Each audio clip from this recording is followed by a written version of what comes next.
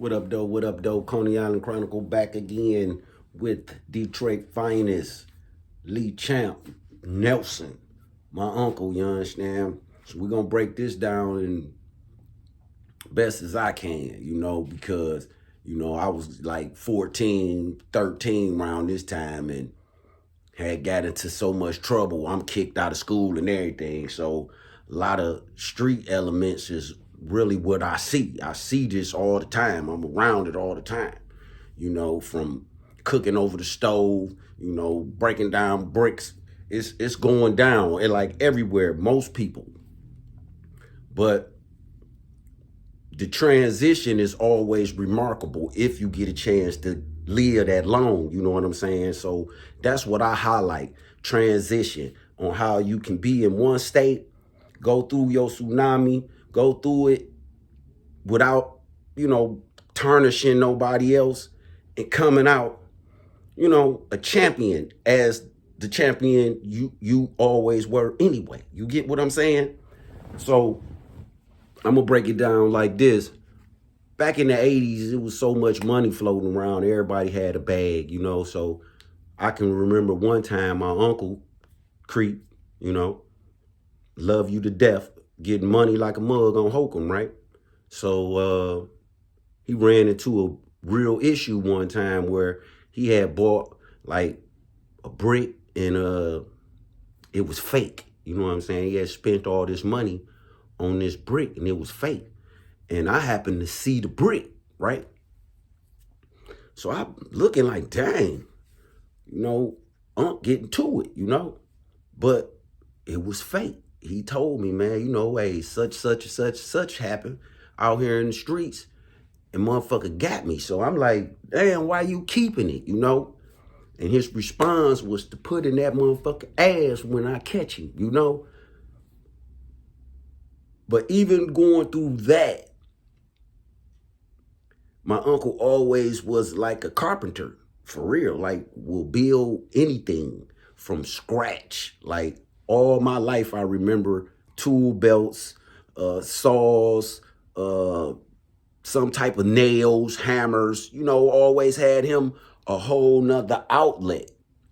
But like I say, when crack came along, it was so lucrative and so temptation driven that it was kind of hard for most people to kind of like disassociate themselves from it because it was in everybody's household. So, my uncle knew a whole bunch of people, come through every day, breaking all type of work down, but he was always there for me when I needed him to give me some type of constructive criticism because he already knew my nephew bad. You know what I'm saying? My nephew bad. And he will shoot. He'll shoot. And that was one of his main concerns, man. You gotta be easy because you one of them ones, Bone, that you don't mind shooting. So you will deal with the consequence. Some people won't deal with their consequences. They won't necessarily that's why snitching is so popular. You know what I'm saying? At my time, if you was a snitch, you was outsourced. Nobody wanted to deal with you. That wasn't the thing that people was highlighting. Now it's kind of more acceptable. People feel that, hey, he ain't tell on me. You know what I'm saying? That's the mentality now. So all way to this Big Meech thing. Don't know if it's true, but transcripts is something that you can't get around. So most people don't know nothing about transcripts because they never really went into the tsunami. You know what I'm saying? To really weather the storm, to go through the process. And if you was charged with a RICO, that's like the max. You don't get out. I'm just saying, because that's the law. Under the RICO, you charged with that and you convicted of it, you go do what Gotti did, like a trooper.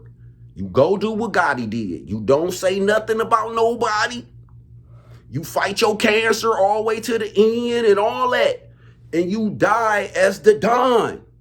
That's what you do when you inherit the streets and that's what you want to do. Or you could be like my Uncle Creep, which is what I'm highlighting.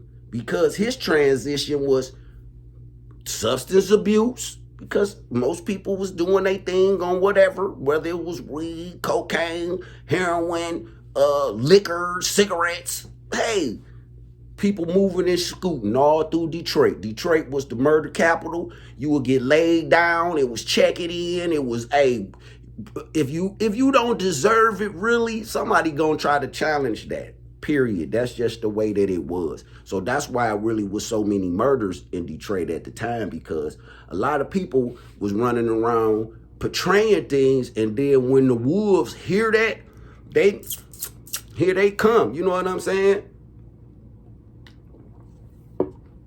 So one incident with my uncle where it was a guy next door named Reg.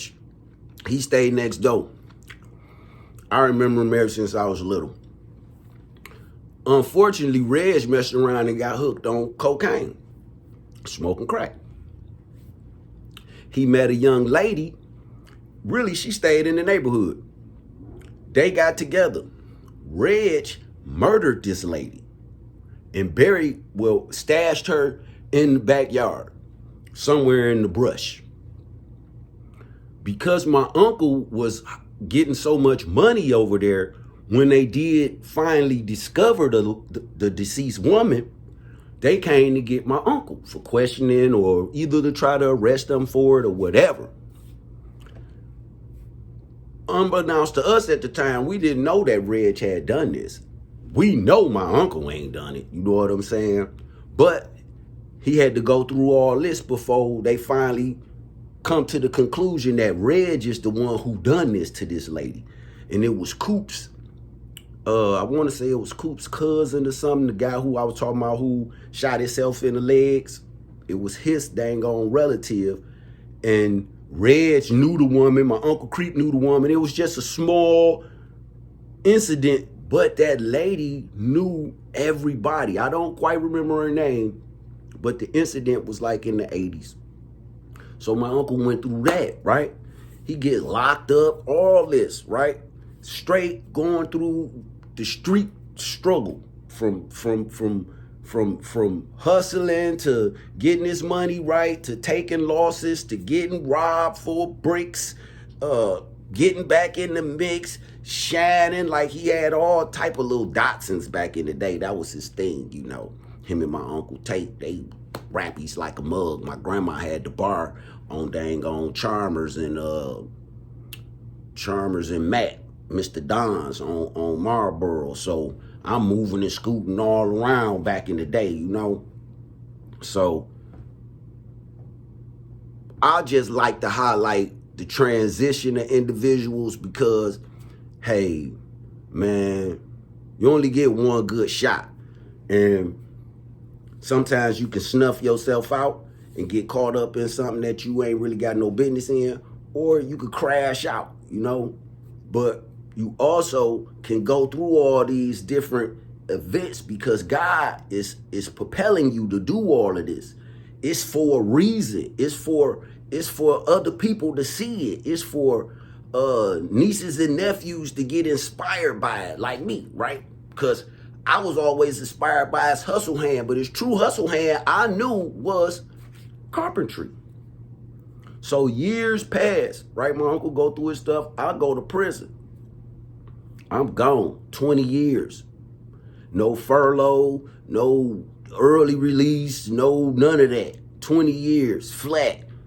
Well, 19 years and some change. I'll break it down later if you maintain, but it's all real and it run through my veins, baby. So here, and I ain't even gonna complain. You feel me? Right here on Detroit Finest, Lee Champ. You know, this Lee Champ's blood, and Earl's blood, and Dinah's blood, and Jerry's blood, right? So I come home after all of these years, my Uncle Creep banging roofs. You hear me? He banging roofs now. He'll put you a roof up. You know? Moved from Detroit, left, went and got his own business, bust on up, took his intellect and his and his skills and his trade and his knowledge and his education and his purpose, found it and discovered it in the penitentiary. Like, really, he had it all the time, but it was something about, I can't come here no more. It was something about that. But it wasn't to the point that he was willing to jeopardize somebody else's freedom or tell on somebody else's, how they operating out there. So he ain't sacrificed nobody's physical being or family members or nothing to that degree. But I highlight him because right today, you can get you a roof. You know what I'm saying? You can go get you a roof. You can even email me or whatever if you're interested in getting a roof, because that's what he do now. The transition is real and God is real. He will push you through all of those hardships, all of those betrayals, all of those disloyal ones, he'll take you through all that. So you will be able to sit back and observe and witness them before they even open up their mouth. Because he real. And Detroit Finest is real. And like, comment, and subscribe is real. And subscribe some more. Because, hey, over here, we're going to highlight all the real champions. We're going to talk about all the productive things that people doing and making their moves, and how, hey, you can connect with them if you want to, because networking make it all baby, baby, baby, baby. Because we keep that dollar in our own little environment. That's what we got to learn to do. Keep that dollar in our environment. So you can highlight yourself with getting in touch with Lee Champ for a roof now. But, I'm going to just say, my uncle always was hustling, moving, had his foot knee deep somewhere, and to look back and to see, hey, the storm was worth it. It was hard, I'm quite sure. All of us got our storms, but hey, the best thing to do is never give up, never stop fighting, never stop believing in yourself. Always know that God with you through whatever type of situation you confronted with, because he confronting it with you so you can see the better picture of what you think. He gonna show you otherwise. You know what I'm saying? So the reality of it, and ain't nothing wrong with that. You keep pushing, you live for the better days of tomorrows, and sorrow is only just a little bitty thing, because you can't go along just worrying about some sorrow. And get to moving, get to making yourself a champion. Go be a champion. So on Coney Island Chronicles, I'd like to say, love you, Unc. You know what I'm saying? I watched you hover over so many stoves, and I also then watched you do so many other type of carpentry, from bathrooms, kitchens, basements, roofs, windows, dressers, dog houses. The list go on. And this just coming straight from his measurements and in his mind. Education is always a plus. Only a fool would say education don't work. You know what I'm saying? Because it's what matters. And that's all that he took from school is numbers. And he go get numbers. And on that, Coney Island Chronicle, deuces, baby. Like, comment, subscribe. Appreciate you sitting down and chilling with me. And if you know my Uncle Creep, everything real. Life is beautiful. Coney Island Chronicle, baby. Peace.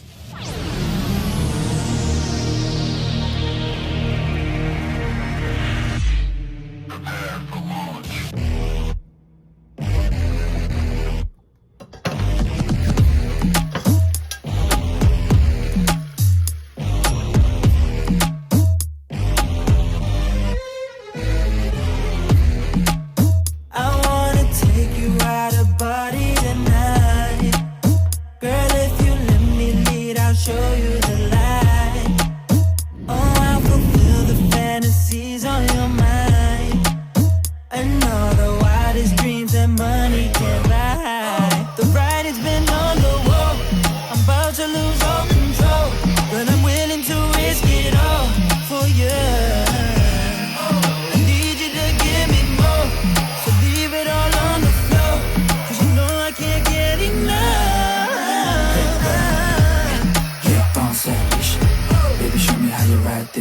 Okay, now lose that thong. Let me hear the way you sing my song. Yeah, bounce that ish. Baby, show me how you ride this. Okay, now lose that thong. Let me hear the way you sing my song. I wanna take you out of body tonight. Girl, we can do all the things you wanna try. Oh, do you feel that sweat dripping down your spine? Cause I can make you feel what words can't define.